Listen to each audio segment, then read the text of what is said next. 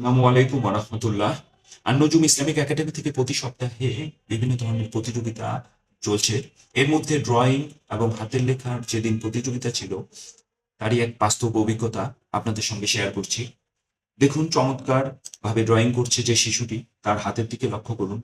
২ হাতে মাত্র ২ টি আঙ্গুলও ঠিক করে নেই। তার এই শারীরিক সীমাবদ্ধতা থাকা সত্ত্বেও তিনি যে দৃঢ় মনোবল ও সৃজনশীলতার মাধ্যমে সুন্দর একটি ড্রয়িং উপহার দিয়েছেন, তা আমাদের সবাইকে অনুপ্রাণিত করে। ইসলামের দৃষ্টিতে আল্লাহ সুবহানাহু ওয়া তাআলা আমাদের সকলকে বিভিন্নভাবে সৃষ্টি করেছেন এবং প্রত্যেকেই এক একটি বিশেষ গুণ নিয়ে জন্মগ্রহণ করেছেন। শারীরিক চ্যালেঞ্জ থাকা মানে কোনোভাবেই নিজেকে কম মনে করা নয়, বরং এটি একটি সুযোগ যার মাধ্যমে আল্লাহ আমাদের ইচ্ছাশক্তি, মনোবল ও ধৈর্য পরীক্ষা করেন। নবী করিম সাল্লাল্লাহু আলাইহি ওয়াসাল্লাম আমাদের শিখিয়েছেন যে আল্লাহ কখনোই আমাদের চেষ্টাকে বৃথা যেতে দেন না। যে ব্যক্তি চেষ্টা করে আল্লাহ তাকে সর্বদা সাহায্য করেন। আমাদের এই প্রতিযোগিতার দৃঢ় সংকল্প ও আত্মবিশ্বাসের মাধ্যমে প্রমাণ করেছে যে কোনো শারীরিক সীমাবদ্ধতা তাকে থামাতে পারেনি। তার এই প্রচেষ্টা আমাদের সবাইকে শেখায় যে প্রতিভা এবং মনোবল থাকলে আমরা যেকোনো বাধা অতিক্রম করতে পারি।